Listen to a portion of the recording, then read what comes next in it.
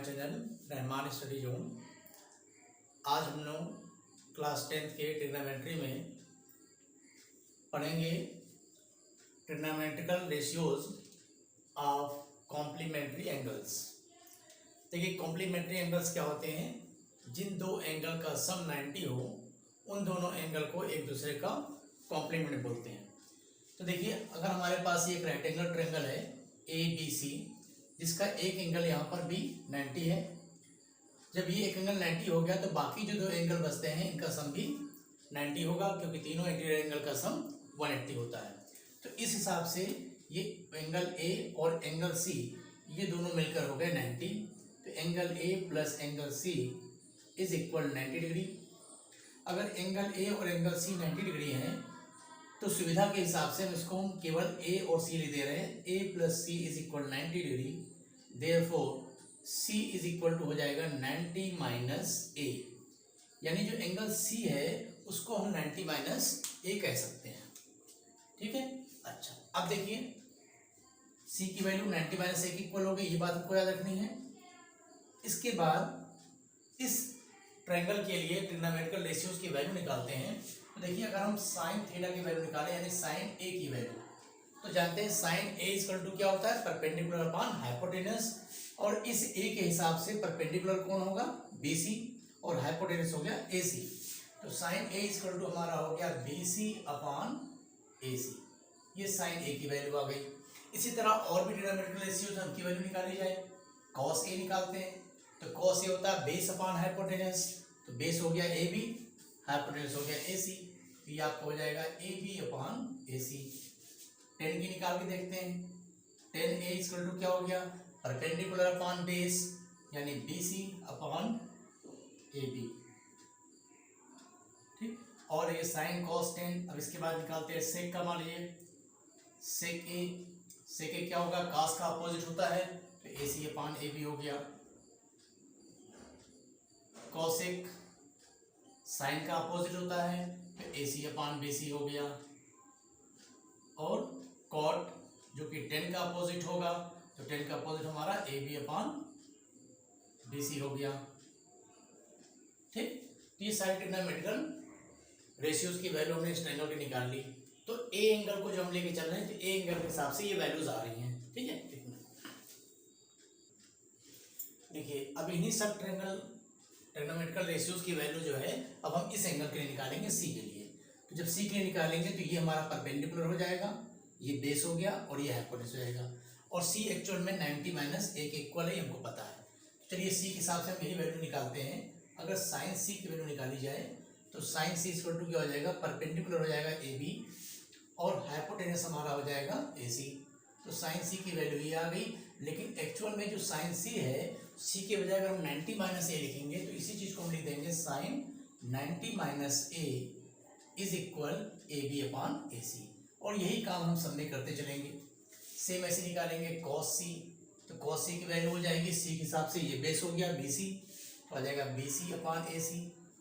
और C को हम क्या कर देंगे 90 माइनस A, तो ये जाएगा cos 90 minus A is equal BC upon AC। ये तरह से फिर 10C निकाला गया। 10C के हिसाब से परपेंडिकुलर अपॉन बेस यानी AB अपॉन BC, ये हो गया AB अपॉन BC। और C एक्चुअल में क्या है 90 माइनस A, तो 10 90 माइनस A को हम ले देंगे AB अपॉन AC। और यही काम हम सब में करते चल रहे हैं। नीचे सेक निकाला जाए, सेक C के हिसाब से सेक कॉस का अपोजिट, इसका अपोजिट लिख दिया जाए, तो हो गया AC अपॉन BC। लेकिन C को हम लिखेंगे 90 माइनस A, तो 90 माइनस A इक्वल टू हो गया AC अपॉन BC। सेक के बाद आ गया कॉसेक। कॉसेक किसका अपोजिट है, साइन का, तो कॉसेक की जगह पर हमने साइन का अपोजिट लिखा यानी AC अपॉन AB कर दिए। और C को फिर हमने लिख दिया, C एक्चुअल में 90 माइनस A है, तो इसी चीज को अगर यहाँ पे 90 माइनस A करके लिखेंगे तो वो क्या मिल जाएगा AC अपॉन AB। और लास्ट आता है आपका कॉट। कॉट C की वैल्यू निकाली जाए तो 10C का अपोजिट कर दिया जाए यानी BC अपॉन AB। और C एक्चुअल में क्या है 90 माइनस A है, तो कॉट 90 माइनस A की वैल्यू हमारी मिल गई BC अपॉन AB। इस तरह से इस ट्रायंगल के अंदर जो एक्यूट एंगल हमारे थे A और C, जिनके बीच आपस में रिलेशन था c इक्वल टू 90 माइनस ए, इन दोनों के लिए हमने ट्रिग्नोमेट्रिक रेशियोज की वैल्यू निकाल ली। अब जरा ये जो टेबल बन रही है और ये जो टेबल बन रही है, इन दोनों में आप कंपेयर कीजिए। तो देखिए यहाँ पर BC अपान AC मिल रहा है, साइन ए की वैल्यू BC अपान AC, और यहाँ पे BC अपान AC इसके साथ है, यानी हम कहेंगे जो साइन ए की वैल्यू है वही cos 90 ए की वैल्यू है, तो ये वैल्यू इसके इक्वल हो गई। साइन 90 साइन ए जो हुआ वो cos 90 माइनस ए के इक्वल हो गया। इसी तरह cos ए की वैल्यू AB अपान AC है, और यहाँ पर AB upon AC sign 90 minus ए की वैल्यू है, यानी ये इसके इक्वल हो गया। इसी तरह से जो 10 BC अपान AB है, यहाँ पे BC अपान AB कहाँ मिल रहा है, इस जगह कॉट पर, तो 10 के लिए हम कॉट के कंपेयर कर लिए।